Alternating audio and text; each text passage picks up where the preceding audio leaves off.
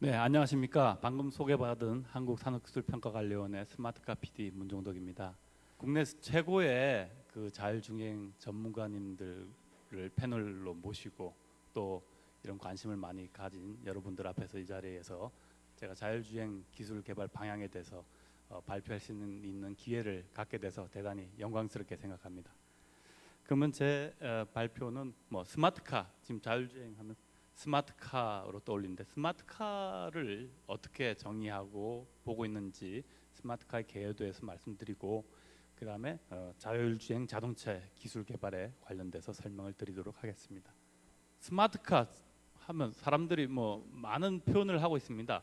뭐 전기전자 정보통신 또 통신에 관련되신 분들은 뭐 커넥티드 카라는 표현으로 주로 많이 하기도 하고 또 예전에는 뭐 지능형 자동차라는 표현도 많이 하고 또 뭐 자율주행 자동차 뭐 여러 가지 표현들이 있고 그리고 이 스마트카 자체가 기술이 융복합되다 보니까 다양한 기술, 자동차 기술과 전기전자 정보통신 기술들을 융복합해야 되는 상황입니다. 그래서 이 스마트카에 대해서 서로 개념이 다른 상황에서 일을 모여서 회의하다 보면은 서로 다른 얘기를 하고 있습니다. 어느 쪽 어떤 사람들은 안전과 관련된 주행과 관련된 얘기만 막 하고 있고 어떤 분들은 뭐 외부와 연결성 쪽에 관련된 얘기만 하고 있고 그래서 작년부터 시작해가지고 이 스마트카의 개념을 좀 먼저 잡고 시작을 해야 되겠다 이런 고민을 많이 하게 돼서 우선 이렇게 정부에서 기술 개발할 때 관련 여러 가지 사람들이 모여서 회의하면서 스마트카의 개념을 정립하고 그거와 관련된 기술도 분류하고 기술 분류의 어떤 정의도 하고 이런 작업부터 시작을 하게 됐습니다. 그래서 저희가 이제 최종적으로 결론을 한 거는 지금 기존의 이제 기계 중심의 자동차 기술에다가 전기, 전자, 정보통신 이런 기술들을 잘 융합을 해서 안전한 차, 가장 안전한 차 그리고 또 차에 있는 탑승자들이 만족을 느낄 수 있는 그런 차로 구분을 하고 크게 기술을 그 안에 안전과 편의 이 두 개의 기술 내용으로 구분을 하고 있습니다. 안전과 관련돼서는 기존의 현재 자동차에 차량에 부착되어 있는 다양한 환경 센서들, 카메라, 레이더 뭐 이런 여러 가지 센서들을 활용하고 이 센서 정보뿐만 아니라 외부의 정보도 활용합니다. 차 주변에서 볼 수 없는 차에서 좀 먼 거리에 있는 거는 차에서부터의 정보 또는 인프라에부터의 정보 이런 정보들을 잘 융합을 해서 차가 안전하게 감으로써 교통사고가 획기적으로 저감될 수 있는 그런 기술을 안전 쪽으로 포커싱을 맞추고요. 편의는 우리가 차를 타면서 집에서 하던 컴퓨터로부터 또는 인터넷망으로부터 단절된 세계에 있게 됩니다. 차 타 운전에 집중해야 되는 상황. 이런 상황 속에서 차 안에서도 그런 단절을 없이 차 안에서도 외부와 끊김없는 연결성을 가지고 운전에 필요한 정보라든가 일상과 연계된 정보들을 차 안에서 습득하고 외부와 정보를 교환함으로써 탑승자의 만족이 좀 극대화되는 그런 기술로 분류를 하고 있는데 이러한 그 편의 기술들은 차에서 운전자가 운전으로부터 자유롭지 않으면 이 편의 기술을 활용할 수 없습니다. 그러니까 안전 기술이 발달해서 차가 운전자의 운전 부하가 저감이 되고 그런 시간들을 활용을 해서 편의 기술도 발달되고 이렇게 두 가지 기술들은 서로 상승작용을 일으키면서 발전해 나갈 걸로 보이고요. 이 안전과 편의와 관련된 또 세부 기술들을 각 분야별로 분류를 해서 그 각 중분류, 소분류의 정의를 하고 있습니다. 저희 발표 자료에 제일 마지막에 첨부가 돼 있으니까 나중에라도 돌아가셔서 이런 자동차 관련된 기술 분류를 어떻게 하고 있는지 궁금하실 때는 좀 활용을 해주시기 바랍니다. 그래서 안전과 관련된 기술들은 뭐 오전에 우리 손은명 교수님이 워낙 그 스마트카 자율주행에 대해서 키포인트에 대해서 잘 말씀하셨기 때문에 크게 그냥 주변을 어떻게 인식을 할 것인가 그 인식 방법으로는 뭐 차에 부착된 다양한 카메라, 레이더, 라이더 등 센서도 활용하고 뭐 내비게이션이라든가 통신 정보도 활용을 해서 정확하게 외부 환경을 인식하고 주행 상황이 어떤 상황인지 판단을 해서 운전자한테 혹시 위험 상황이 되면 경고를 하다든가 필요시는 제어까지 하는 그런 기술로 이렇게 구분을 하고 있습니다. 그래서 이러한 안전과 관련된 기술은 예전에 지금까지 우리가 안전과 관련됐다 하면은 차량에 에어백이라든가 안전벨트 이런 에어백 안전벨트가 도입됨으로써 교통사고로 인한 피해가 급격히 줄어들었죠. 이런 기술 위주로 있다가 우리 고급차에는 지금 뭐 장착돼 있는 차간 거리를 제어한다든가 차선 이탈 방지 시스템이라든가 이런 개별적인 능동 안전 시스템들이 개발돼서 지금 상용화에 이르고 있고, 이런 기술들을 융복합해서 좀 더 여러 가지 종방향과 회방향을 동시에 제어해서 사고를 회피한다든가 이런 기술들이 지금 개발하고 있고 일부는 상용화를 목표에 두고 있고, 이러한 기술들이 잘 융합돼서 나간다면 궁극적으로는 어떤 주어진 조건 하에서는 자율주행, 운전자의 운전 부하가 급격히 저하되는 자율주행으로 가는 모습으로 그려지지 않을까 이렇게 예상을 하고 있습니다. 편의와 관련해서는 우리가 단순히 차 안에서 외부의 정보를 듣기만 합니다. AVN을 통해서 라디오를 듣기도 하고 이런 듣기만 하고 외부의 정보를 보기만 하다가 현대의 블루링크라든가 유보로 이런 서비스를 통해서 외부의 정보뿐 아니라 차의 정보도 이제 바깥으로 나가기 시작합니다. 가령 뭐 블루링크 같은 경우는 차가 교통사고 났을 때 에어백이 터지는 신호를 그 119 신호를 판단해서 관제 센터라든가 이런 데로 정보를 주어가지고 뭐 위험 상황이니까 119 긴급 서비스를 한다든가, 또는 뭐 스마트폰이랑 연계해서 도어를 락한다든가 또는 시동을 건다든가 이런 기능들이 텔레미터를 통해서 이제 되고 있고, 지금 이제 점점 발달해가지고 차 안에서도 스마트폰과 연계한 다양한 펀한 일들, 정보와 펀한 일들을 같이 할 수 있는 인포테인먼트 이런 기술들이 점점 발달하고, 이런 기술들이 발달되고 나면 점점 궁극적으로는 차 안에서도 집이나 사무실과 같이 많은 일들을 할 수 있는 모바일 오피스 또는 차 안에서도 뭐 움직이는 단순 이동 수단에서 움직이는 뭐 문화공단으로 발전할 걸로 보이고, 이런 기술들은 아까 지금 요 기술들은 요 그림을 한번 보시면은 뭐 앞에 운전자가 없고 뒤에서 머리에 손을 얹고 이렇게 여유롭게 가는 그런 모습으로, 이런 상황에서만 이런 부분들이 같이 가능하지 않을까 이렇게 생각을 합니다. 자동차가 점점 전자화되면서 예전에는 뭐 2005년도에 한 19% 정도 전자 부품이 차지하는 원가 비중에서 19% 정도 되는 것이 뭐 2020년도에는 한 50%까지 올라갈 걸로 보이고, 세계 시장도 뭐 급격히 성장하는 걸로 이렇게 예상을 하고 있고요.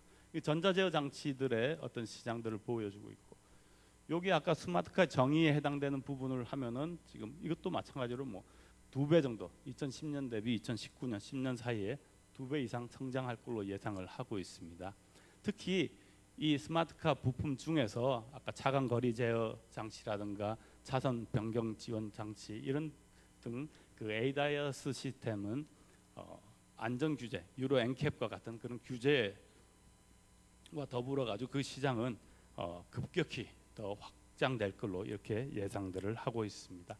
그러면 자율주행 자동차에 대해서 한번, 자율주행 자동차의 개념을 뭘로 잡느냐 굉장히 중요한 것 같은데, 그냥 뭐 자율주행 자동차는 그냥 차가 앉아서 집에서부터 뭐 차 부르면 오고, 옛날에 그 전격 제작 작전에 나오는 뭐 키트처럼 부르면 나와서 집에서부터 내가 목적지 부르면은 목적지 가야 되지 않겠냐 하는 그런 완전한 자율주행은 아마 기술적으로 구현이 가능하도 상용화되는데 굉장히 어려움이 있고, 그 중에 일부 어느 정도까지는 상용화가 가능할 것 같습니다. 그래서 자동차 스스로 주변 상황을 판단하고 혼자만 하지 않고 계획도 세우지만 운전자의 조작을 좀 최소화시키는 그런 자동차가 아닌가 이렇게 생각을 합니다. 핵심 기술 요소로는 크게 뭐 위치 측정하는 거, 환경 인식, 경로 계획, 뭐 차량 제어가 있는데, 내 위치가 도대체 어디에 있는지를 알아야 되지 않겠습니까? 내 위치가 지금 도로 중에서도 뭐 어느 차선에 있는지, 또는 육교 위에 있는지 육교 밑에 있는지, 내 위치가 정확한 위치를 어떻게 저렴한 방법으로 알 수 있겠느냐 하는 게 굉장히 중요한 것 같고요.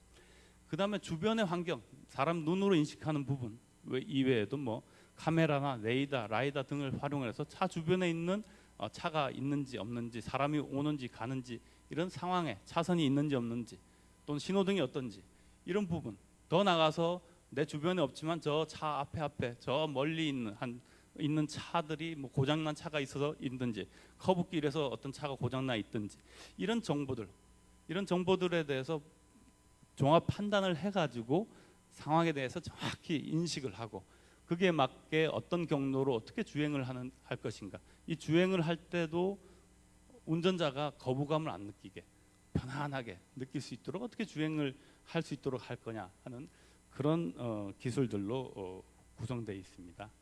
이렇게 자율주행 자동차가 도입이 되면은 어떤 효과가 있을까? 첫 번째는 교통사고의 저감입니다. 뭐 국내에 교통사고로 2011년 기준으로 5,229명이 사망했다고 합니다. 이거는 하루에 15명이 교통사고로 사망하고 있다는 겁니다. 뭐 적은 숫자인지 많은 숫자인지 감이 없을 것 같은데 같은 해 그 일본 지진으로 한 15,000명 정도가 사망을 했다고 하니까 우리가 3년에 한 번 일본 그 엄청난 지진과 같은 그런 재난을 당하면서도 이렇게 살아가고 있다. 이 정도로 굉장히 심각합니다. 그다음에 사회적 비용도 13조 정도 된다고 합니다. 이런 엄청난 비용이 교통사고로 인해서 손실을 보고 있는데 매일 조금씩 일어나기 때문에 우리가 피부로 못 느끼고 있기 때문입니다. 그래서 이런 자율주행 자동차가 도입이 되면은 이 교통사고가 획기적으로 저감될 수 있다는 거고요. 두 번째, 노인이라든가 장애인의 이동성 제고입니다. 우리나라가 2000년도에 고령화 사회로 돼 있죠. 65세 인구가 7% 이상인. 올해 이제 2019년 되면은 고령 사회로 진입할 걸로 보이고 2020년 되면은 초고령 사회로 될 걸로 보입니다. 그렇게 예상들을 하고 있습니다.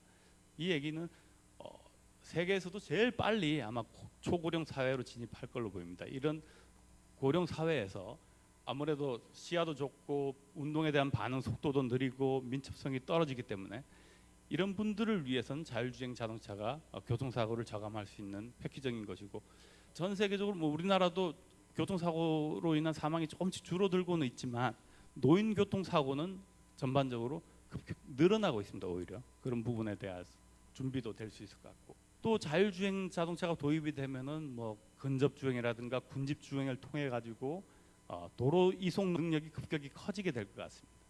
또한 그 보험의 주체 지금은 뭐 사고 나면 다 운전자가 보험에 대한 책임이 있겠지만 이 책임 소재가 차를 잘못 만드는 것인가 아니면 인프라나 이런 쪽에서 어떤 정보를 제때 안 줘서 그런 건지 이렇게 보험 책임 주체도 뭐 여러 군데로 분산이 될 것 같고 뭐 사고에 대해 차가 교통 신호를 잘 지키기 때문에 뭐 벌칙금도 감소되고 교통사고가 안 나니까 뭐 응급실도 굉장히 규모가 축소될 것 같은 이런 사회적인 변화가 있을 것 같고 또한 운전에 대한 부담이 경과되기 때문에 뭐 탑승자를 상대로 또는 차에 있는 정보를 가지고 바깥과 연결되면서 다양한 서비스가 생기고 또 새로운 시장이 생기지 않을까 이렇게 예상을 하고 있습니다. 그럼 자율주행 자동차가 정말 미래 기술인가? 많은 데서 올 4월 달에 영국의 더 이코노미스트의 표지에 자율주행 자동차에 대해 표지로 내세우면서 앞으로 미래 곧 다가올 현실이다 하고 주장을 하였고요. 이번에 이제 그 프랑크푸르트 모터쇼에서 벤츠가 뭐 자율주행 차를 자동차 업계에서는 처음으로 전시에다가 기존의 차량 센서들을 활용을 해가지고 정말 기존 차와 똑같이 생겼는데도 불구하고 자율주행 차를 타고 뒤에서 회장이 타고 내리면서 차에 대한 소개를 하는 그런 모습이 뉴스에도 반영되기도 했죠. 국내에서도 뭐 삼성경제연구소에서 미래를 바꿀 그 파괴적 혁신 기술 7대 기술 중에 하나로 하고 또 키스텝에서 뭐 스마트 에이징을 선도하는 유망 기술 중에도 하나로 선정되는 등 많은 국내외 전문가들이 미래의 기술로서 자율주행 자동차를 꼽고 있습니다. 해외 정부에서도 뭐 미국, 유럽, 일본뿐만 아니라 중국에서조차도 이 자율주행과 관련된 기술들이 많이 연구가 국가 주도로 하고 있습니다. 이 부분은 뭐 오전에도 설명을 하셨고 했기 때문에 뭐 간단하게 이 정도 넘어가고. 근데 뭐 차들도 완성차 업체, 부품 업체 다 같이 이 자율주행과 관련된 연구를 하고 있고 그런 관련 부품들도 개발 중에 있습니다. 국내에서는 지금 이제 산업부에서는 주로 뭐 능동 안전 시스템이라든가 자동 차선 지원 또는 뭐 발레 파킹 이렇게 단순 부품이나 기능 위주로 기술 개발을 진행을 하고 있고, 또 지능 자동차를 시험을 할 수 있는 시험장 구축을 시작을 해서 2014년 내년 2월에 완공을 할 계획에 돼 있고요. 올해 처음으로 자율주행 자동차 경진대회를 했습니다. 전남 영암에 있는 그 F1 경기장에서 해서 우리 대학교의 어떤 자율주행 기술을 마음껏 뽐내고 또 훌륭한 그 연구 인력을 양성하는 그런 계기가 됐던 것 같습니다. 또 국토부에서는 스마트 하이웨이 사업이라든가 또는 교통 체계 효율화 사업으로 로드맵을 수립 중에 있는 걸로 알고 있습니다.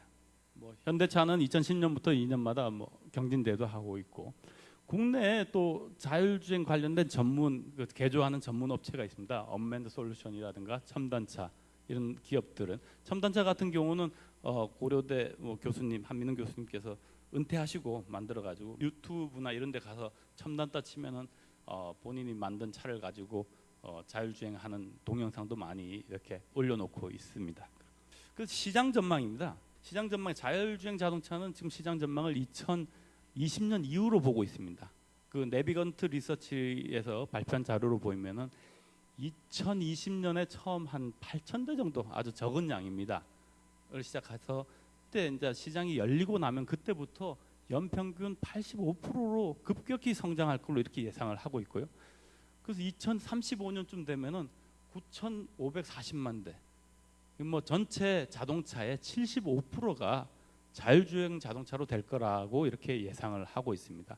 그 2020년도부터 여러 가지 기술 개발뿐만 아니라 법적인 문제, 제도적인 문제 이런 것들이 다 해결돼서 자율주행 시장이 열리게 된다면은 그 시장은 엄청나게 커질 것이다 하는 것입니다. 굉장히 중요한 의미를 갖고 있는 것 같습니다. 그래서 이러한 그 중요한 기술 개발을 하기 위해서 그럼 어떤 방향으로 했으면 좋겠냐 하는 것입니다. 그래서 우리가 쉽게 선진국에서도 뭐 2020년에 처음 나올 부분이 고속도로입니다. 고속도로는 좀 불확실성이 덜한 데입니다. 그러니까 뭐 도로에 자동차만 다니고 있기 때문에 사람도 없고 횡단보도도 없고 신호등도 없고, 그렇기 때문에 좀 더 접근하기가 쉽지 않냐. 그렇게 정형화된 고속도로라든가 뭐 이렇게 자동차 전용 도로 이런 데서의 어떤 기술 개발을 먼저 추진을 하고, 고속도로에서 자동차 전용도에서 기술 개발을 하더라도 조금 단계를 나눠 가지고 1단계에는 뭐 차선 유지 기능이라든가 차선 변경, 차간 여지, 거리 유지하는 거, 뭐 정션하고 연기하는 이런 기능들을 좀 가지고 기술 개발을 좀 차분히 준비하고, 이 기술들이 어느 정도 발전이 되고 나면은 뭐 IC나 진출입도 하고 뭐 휴게소도 들어가서 주차도 하고 또 뭐 공사 구간이 있으면 미리 공사 구간도 피해가고 이런 기술들을 개발을 하고, 이런 그 고속도로 기술뿐만 아니라 뭐 시내 도로에서도 좀 더 여러 가지 그 환경에 대해서 교통 신호라든가 사람 보행자 또는 뭐 이륜차 이런 등에 대한 인식까지도 다 시내에서도 인식할 수 있는 그런 기술들로 개발을 하고, 그 다음에 또 주차와 관련돼서도 뭐 단순 평면에서 지정 주차만 자율주차 전용 주차장이라든가 이런 쪽에서 한번 하고, 그 다음에는 좀 더 확대해가지고 복합 뭐 2층으로 돼 있는 주차장이라든가 이런 쪽까지 좀 확대하는 방향으로 가야 되지 않겠냐. 그래서 이런 그 자율주행 자동차를 개발하기 위해서는 지금 이제 국가의 지금 모든 역량을 좀 모아야 될 것 같다는 겁니다. 그래서 이런 자율주행 자동차 개발을 목표로 해서 이런 기술을 집중적으로 지원할 수 있는 별도의 어떤 프로그램을 마련을 해서 정부가 주도적으로 지원을 해야 되지 않을까 이렇게 생각을 하고 있고요. 또 국내에 있는 모든 역량, 어떤 이런 부분은 글로벌 경쟁을 하고 있기 때문에 대기업, 중소기업뿐만 아니라 뭐 학교, 연구소 또는 뭐 기업체도 뭐 자동차 전문 기업, IT 기업 이런 기업들이 다 모여가지고 하나의 힘을 결집을 해서 나가지 않으면은 글로벌 경쟁에서 이길 수 없다는 것이고요. 그 다음에 운전자가 어떤 사람 자율주행을 싫어하는 사람도 있고 어떤 사람은 뭐 좋아하는 사람도 있고 이런데 이런 부분들이 운전자가 잘 이렇게 편하게 받아들일 수 있도록 느껴야 되고 또 법적인 책임 문제를 어떻게 해소할 것인가도 정리해야 될 거고 또 우리 자동차 기존의 산업들이 잘 수용해서 나갈 수 있는 이런 방향으로 가야 될 것 같고요. 또 부처도 산업부뿐만 아니라 미래부와 관련돼서 어떤 차량과 외부와의 어떤 통신을 위한 주파수 할당 문제라든가 또는 차량과 인프라 간의 어떤 통신을 기반으로 해서 그 다음에 생기는 새로운 여러 가지 IT 기반 서비스들에 대해서는 어떻게 활성화시킬 것인가 하는 쪽에서 미래부에서 좀 힘을 가지고 준비를 해야 될 것 같고요. 또 국토부 같은 경우는 어떻게 자율주행 자동차를 시험할 수 있는 어떤 라이선스라든가 또 그게 끝나면 실용화를 하기 위해서는 도대체 자율주행 자동차 지금 뭐 학교에서 막 하고 있지만은 시험을 하기 위해서 차를 세 대를 움직여 가지고 싣고 가서 사람 없는 데 테스트하고 오든지 아니면 좀 불법으로라도 그냥 몰래 하든지 뭐 이런 식으로 굉장히 시험을 하고 있는데 이런 부분들도 해결하기 위한 어떤 법적인 문제를 다 풀어내야 될 것 같고 교통사고가 났을 때 어떤 책임 문제라든가 또 소비자가 그걸 구매했을 때 인센티브를 어떻게 할 것인가 또는 인프라 같은 경우를 어떻게 자율주행 전용 인프라를 깐다든가 도로를 만든다든가 도로에 어떤 외부와 연결할 수 있는 이런 통신 시설을 만들어 준다든가 이런 부분들이 이루어져야 되기 때문에 좀 이건 국가적으로 범부처적으로 좀 힘을 합쳐서 나가야 되지 않느냐 이렇게 생각을 합니다. 네, 이것으로 설명을 마치겠습니다. 이상입니다.